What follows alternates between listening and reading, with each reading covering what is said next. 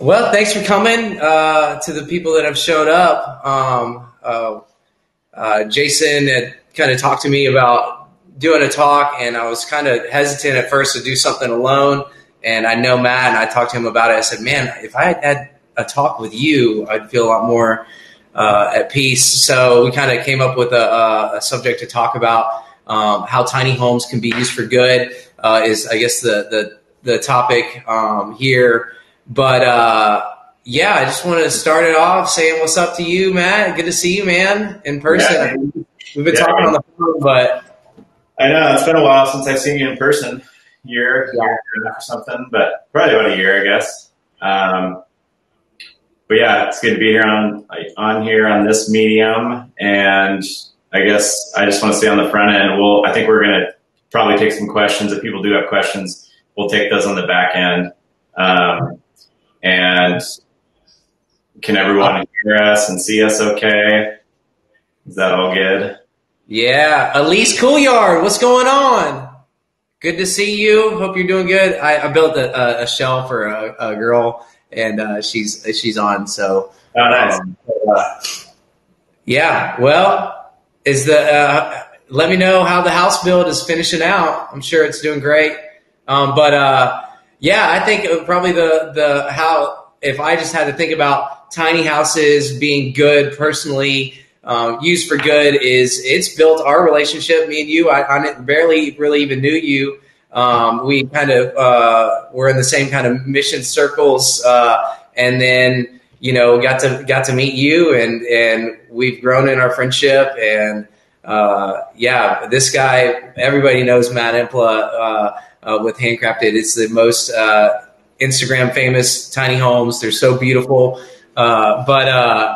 Yeah, I think if we just want to if I had to think about really tiny houses doing good, I'm not sure if y'all heard my talk, but I think that the tiny house movement really has threefold, at least what I believe, as things that are good for your soul, good for you as a person, and what people desire. And I think the first one is our finances. They're a lot cheaper.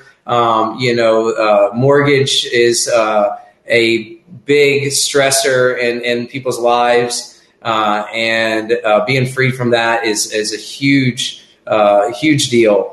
And then I talked about, one of the things that is good is it kind of naturally makes you not be in your own space, closed off, storing up all our stuff that, we have big closets and things that we don't need that. That's why I love the tiny house movement with this whole Marie Kondo and all the TV shows. It's people are seeing that there's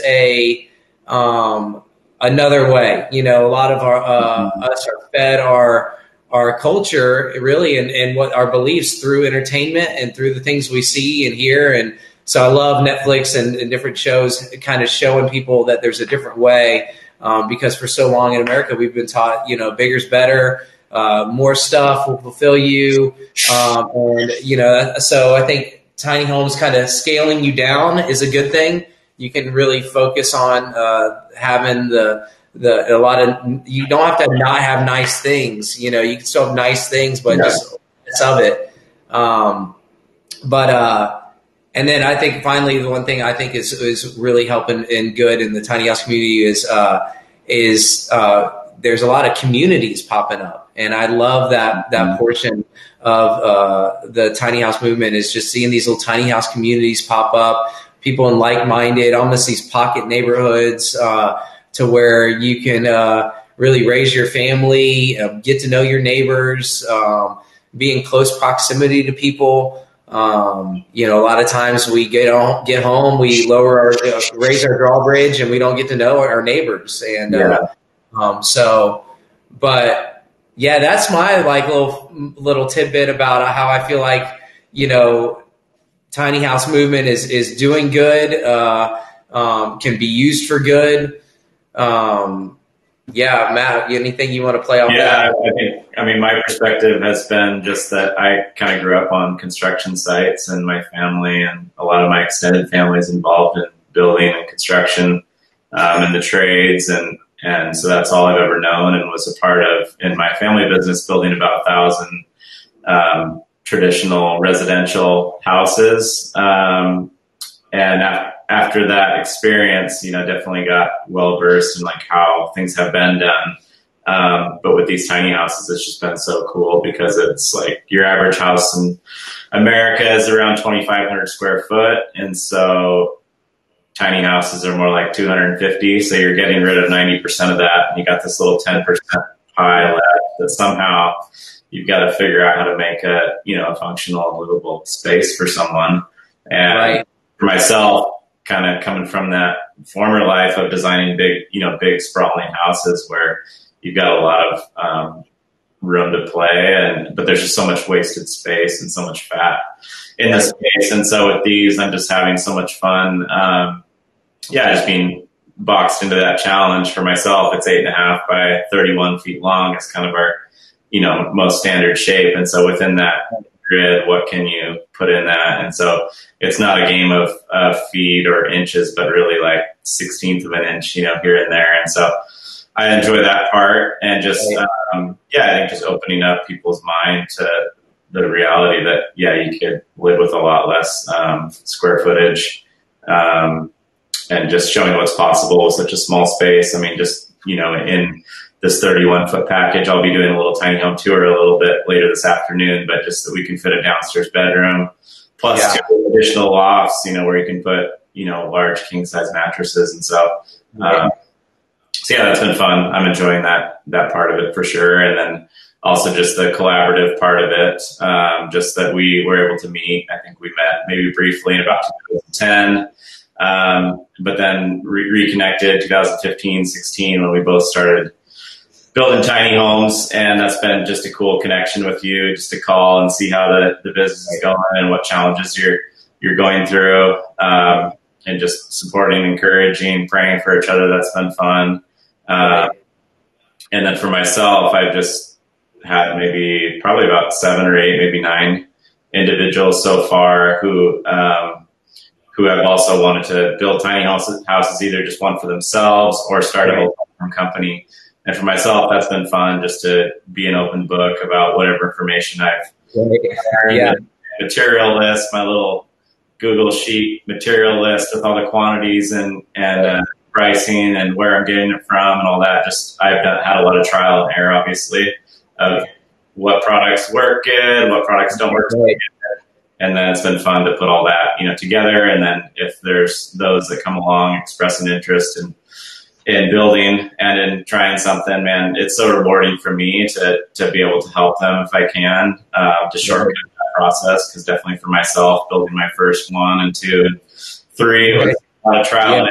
It's a lot of 2 steps forward, 1 step back, and you're kind of just stumbling through the dark. And so that's been fun for myself as well to just share what I've learned. And I don't feel any competitive aspect. I think there's tons of room in the whole market to continue to grow. And I think there's tons of room for other builders to get started and to prosper together.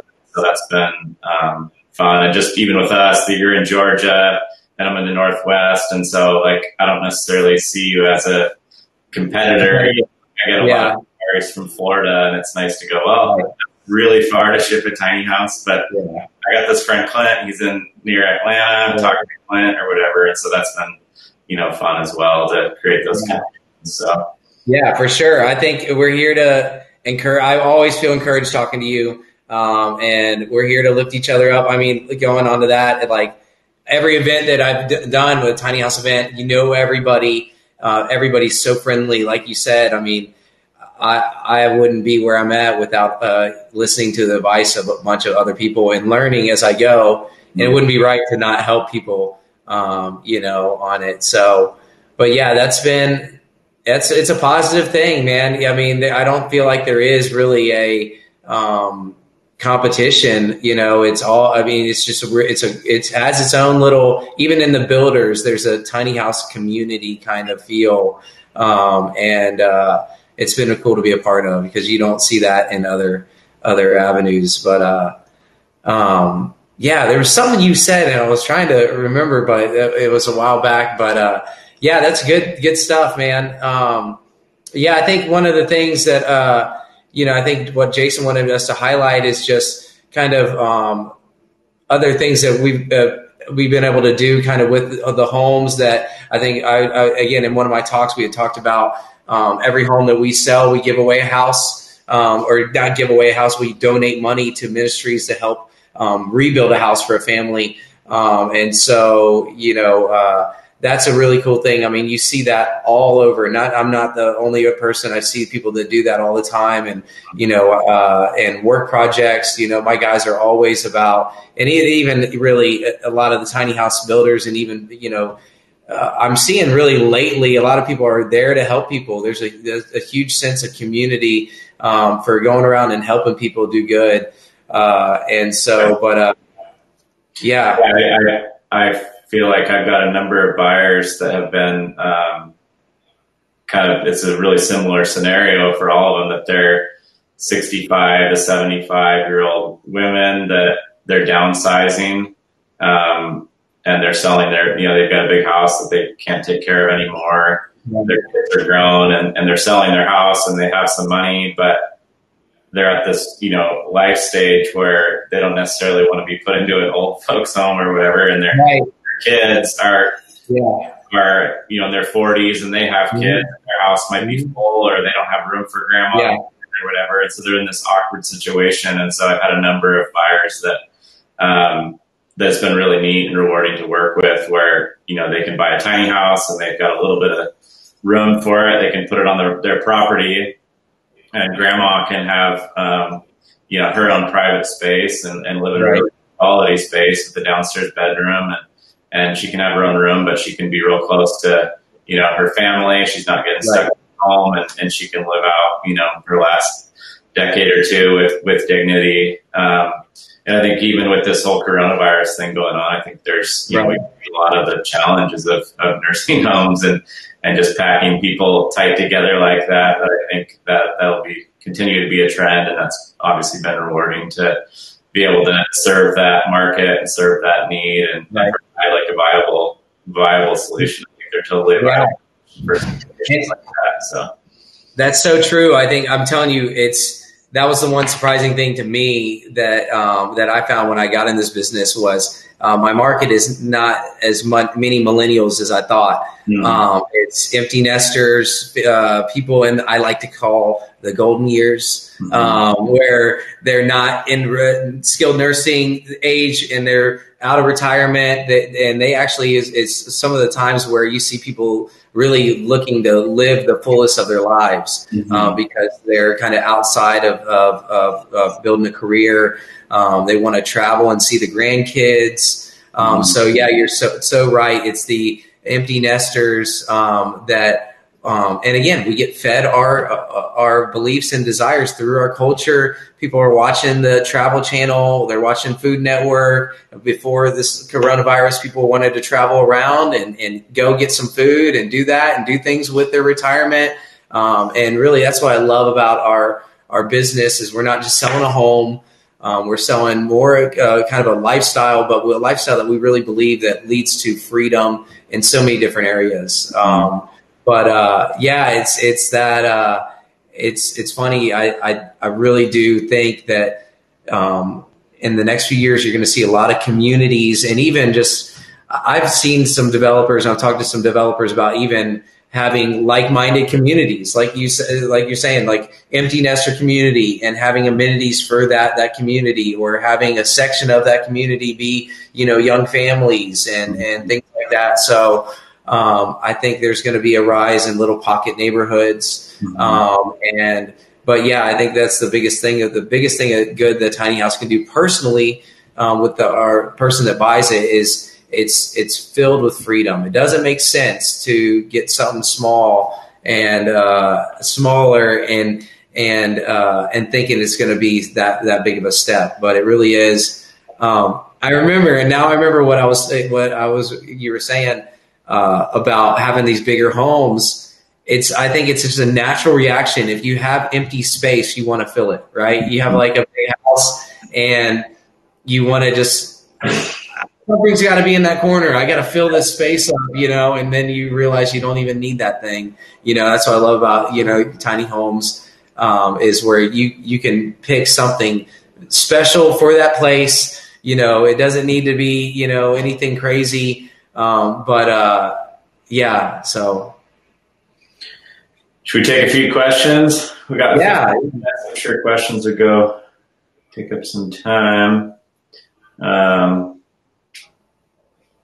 You see any interesting ones? I saw a bunch of empty nesters give them some shout outs. If you're doing, again, tiny house on foundation in Texas, Texas is a big state, Angela. There is a company in Texas called Kangaroo. I think it's Kangaroo Customs or something like that. I don't know them. I follow them and I watch their work. It's a really cool, like a kind of on-site build. It would be an on-foundation kind of type build. And then I think there's a company called RCC that does more of kind of a park model modular program, and they're big in Texas. So. Mm-hmm.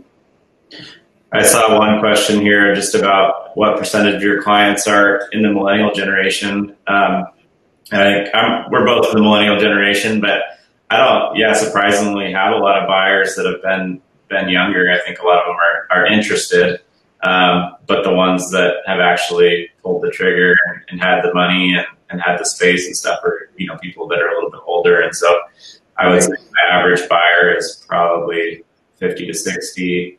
For me, it's usually women, usually from California, right. Usually have some money and right. Maybe they sold their larger house or they've, worked a lot or whatever and right.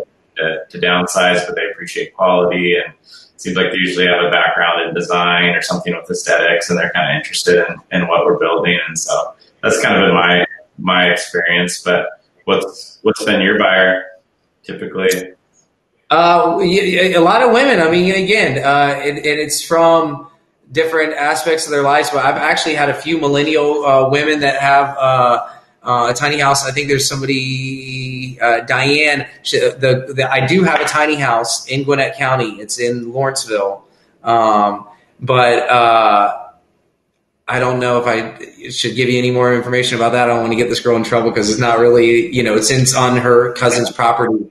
But there's a lot of spots. You just got to have a clear plan. You go to your city, you tell them that you're looking at, and again, a lot of people get scared about the word tiny home. You just need to find out tell them what you want to do and what you could do to accomplish that. If it's whether it's a modular or a small on foundation build that's in an area that has no minimum square footage. But it's all about what people visualize and see when they hear the words tiny homes. I hear, especially in counties and city regulations. I had the Gwinnett County, what's it? I guess the commissioner, the zoning, the guy, the head of zoning, and he came in one of my tiny houses. This one, it was like a 24 foot tiny house. So this was the first one I built, and he was like blown away. He was like, "This is not what we picture." They were thinking about old campers, old trailers. That's really not what they were thinking. So you get a clear plan, you get a good picture of what you're looking to do. That goes a long way. On that point, I just think that it's up to us as builders to obviously build a good product, a product that if we want to see these as a viable form of housing. Right. And if, RVs and travel trailers, sorry, my lights turned off. RVs and travel trailers are, have a reputation as only lasting a few years and then kind of wearing down and breaking down. We want to hopefully pitch these as a legitimate form of housing. So there's definitely, I think, responsibility on our end to try to build a great house. And it can be challenging, if a lot of these things, houses are going down the road and you're limited width-wise. Right. As far as your overhangs, have to be pretty small and they can definitely be more vulnerable, but, doing a steeper roof pitch and and Right. really quality paints and doing good fit coats and informing homeowners that they might need to put gutters on their house and that they are, this isn't necessarily turnkey. They've got some work on there to, to care for this thing. I feel that way, and I think you do as well, just to cobble together something, because there definitely is that perception at the, municipality level of what are these things, these new things, because they don't really fit into any grid yet. Right. So I'm definitely advocating for that. And as I'm building, I'm thinking about that. How can I build in a way that more and more the perception and, culture at large, and especially at a legislative level, that these are seen as a viable form of housing. I think it's a fundamental need that people need a place to sleep at night. And this is typically going to be the biggest purchase they're going to make of their life. And so, I think it's on us to, create great houses and to continue to break through that stigma or perception that these are not a viable form of housing, because I just see it over and over that it's such a great solution. So. Yeah, I think it's even, and again, this is, of course, we're biased because we're tiny house builders, but, I think it's even, you can do, I tell people all the time, it's a lot less square footage. I can do a high quality product in there and it not really blow up your price, so we can do a high quality flooring. And if you're doing, 300 square feet or 400 square feet or however many is, it's not going to kill you. And it's actually not going to really save you that much money by penny pushing it. So, we want to do quality builds that last. I think one of the questions was how long they last. And I guess it all depends on the house, I think just naturally, you don't realize it, but having a house, there's a lot of upkeep that needs to be done. And if you don't do that upkeep, then your house will deteriorate a little quicker, and so that's why we're even seeing a lot of empty nesters or people that they're saying, my kids just graduated, I've got a fat 5-bedroom house and I've got to redo the siding in 10 years, and then I've got who am I going to have do that, and so I think that's another good thing about tiny homes is you got a lot smaller space. You can use high quality products. At least we love to, and then it's not as much of an upkeep. I was seeing somebody about how long does it take to clean up? It takes literally, 20 minutes. We do these events, maybe 5 minutes. Sometimes we do these events. People are waiting in line. You don't want to hold them up. You're like, hold up the door. Let me clean this thing real quick. So, but yeah. Yeah, I see a question here about solar, and I think it was really cool and informative to watch the talk on solar yesterday. I've looked into it a number of times, but admittedly don't know a ton about it. But just it seems like the cost of that, $7,000 to $10,000+ for a really, good quality system that can support 30 amps and run mini splits and all that. I wanted to do one, but in reality, I haven't done one yet, just because it seems like my tiny homes at least are using $10 to $20 a month in electricity. So, you do the math. Payoff is a little down the road. $200 a year in electricity. So you're talking, decades before you're paying off that system. So unless you really need it for off grid, then I haven't found that to be a super viable option, because so far 100% of my buyers have had, somewhere to plug them in. But you experienced or done anything with that? It's definitely intriguing. I would like to do it at some point. I want to, but again, it's just, you hear so many clients, because again, they see that on TV or they hear about it, but I go against it like the same argument as you, unless they have a place where they want to put it where it's like crazy to run electricity to. Because and we've looked into, there was and again, I forget the name, it was like a year ago, but it was a company that built, actually it was a little tiny house, which was like had the conversion and all the batteries and then even the solar, so you can place it where the sun's going to be, wherever location you were, and you can actually it had a hitch where it could be pulled along behind the tiny house or a truck that goes with it. But Yeah, but solar again, I think it's really going to be a growing thing, and I hope it gets cheaper. But right now, it's just so expensive. But yeah, and with that on that note of solar, I built a tiny house for my sister, and she's got it in downtown Seattle in her yard, and she's got a bigger house, and she's got this tiny house in her yard, and she wanted solar on the tiny house just because it kind of sounded like a cool idea to have it be self-sustaining. But we just found that it's kind of like putting like monster truck tires on a little car. It's just real overkill for something that's not using a whole lot. We found that a better route is to put solar on her big house because her tiny house is plugged into her big house. Right. All kinds of utility credits, and she's using the solar, for the big house and the tiny house. And so, I see someone asking about flooring. I'd be curious to see, what kind of flooring you've been using lately. I've been all over the board. I've done a lot of 3/4 inch, like oak, and done some really intricate, chevron patterns and parquet patterns that you're installing all these pieces and you're staining it and you're finishing it. And then I've gone the other direction more recently of using, for the first time ever, using a non-wood product and using Go Max, which is like waterproof. And what do you use? It's by Pergo, which Pergo, in the 90s was kind of considered or had a reputation of being a really cheap flooring, because it kind of was, but they've definitely come a long ways with their patterns and with the durability of it. And I'm finding that a lot of clients with the dogs are going to be tracking in water, especially, they're liking some of these, products that are simulated wood look. For myself, I like the real thing. I like using real wood. If it was my house, I'd use 3/4 inch hardwood, but it's obviously really heavy going down the road. So with each one, it kind of depends on what look you're going for and where you think this house is going to end up and what the client wants. So, but I love your flooring when you do it. It's always a cool guy. I've never done hardwoods. I've always used, and again, it's because a lot of times you don't know what climate it's going to. We're in Georgia; it's very humid. And so you just also want to kind of protect against, any of that happening. So we use a product called Core-Tech. It's got a lot of different, it's a luxury vinyl tile plank.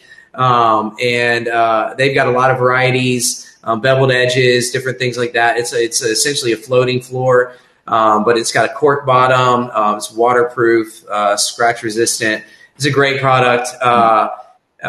Core-Tech is what it's called. But yeah, I want to do hardwoods, but I just trying to just stay in my lane. You got carpenters. I saw one a while back about the porch.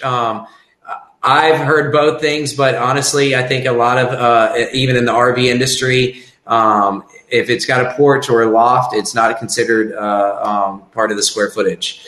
So if it's a covered porch, I've seen it not be included. So even if it's on the same trailer.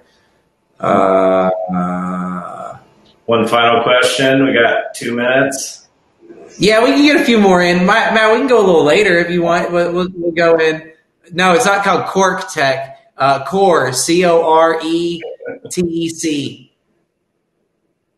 But it's got cork. So maybe it's one of their new lines. Financing.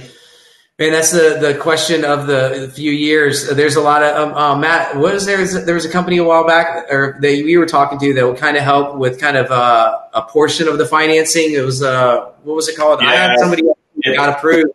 Fee Easy is the one that I've talked to recently, but yeah, there's a lot of them out there, but so far, from what I understand, the majority of my buyers have been cash buyers, or I'm not sure where they're getting money, but at this point, I'm not providing any in-house financing. I wish I was a little more skilled in that area or passionate about that area. I'm definitely passionate about the actual builds and the design. Right. I find there's lots of cash buyers out there, but it would be amazing if that was a little bit more accessible, or just a known path to take to get financing. So. Yeah, it's coming. I talked to somebody a while back, and they were like, listen, just concentrate on what you can concentrate. Because when I first got in this business, I was trying to figure out zoning for people, financing, all these people like floating around. And I talked to somebody that said, well, how do y'all do it? They said, dude, we worry about the build. we let people, we give them some homework. That's one thing I think would encourage people. You got to be able to do your homework. You got to be able to kind of, step out in an area that you might not really know and learn about. There's a lot of information out there. I want to hit one question. I think there was a few questions about insurance. It all depends. There's a company called Foremost. It's through, what's that company? Foremost is through Farmers Insurance. They've been doing some tiny house insurance. Also, I think it all depends on, and I know Matt was talking about just us doing quality builds. A lot of builders have outside inspectors that inspect their homes that have like a seal or something. If you can find a builder that has an outside inspector or somebody, or even if your bank or somebody needs that, that goes a long way, because the insurance companies, they just want to know that it's built quality, because to the reality is they're insuring that product. So, but yeah, I'm 30 minutes flies by, bro. Okay. The other day we were on the phone for like 45 minutes. And I was like, dude, we'll figure out something to talk about. Yeah. I think just to wrap all this up, like just to talk about financing and insurance, I'm not super skilled in that area. Right. I think like that's the cool thing to finish out this talk, I guess, just about tiny houses being used for good, and just this whole movement that's developing, is I think we all kind of choose our spot, the thing that we want to contribute to the industry and to the movement. And so we've kind of found our part with the building and the building good designs and that sort of thing. And I just love hearing all these different perspectives of other people that are passionate about the building codes and about the insurance, about financing and solar and the engineering and all that. And so I think that's my encouragement from this whole deal, is just for people to continue to find your part to contribute to the industry and bring what you got to the table, and we're all better for it. So, yeah, tiny homes. I'm telling you, it's been a long road since really the first idea kind of started developing. But like you said, the people are coming together to make this a viable thing. They've seen it's not going away, and that's why I love this community. They're saying, all right, I'm going to handle trying to get this this part. You handle this part. I think that it's really going to be rapidly growing, and people are going to see the fruit of this lifestyle. But Matt, always good to see you, my friend. I'm going to go hang out with the fam. Sweet, man. I'll see you later. This is a good chat. Thank you, everybody, for showing up. Handcraftmovement.com, mustardseedtinyhomes.com. Is that what it is?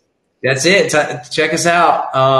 There you go. 2 hottest names in tiny house industry. See you, bro. All right. See ya.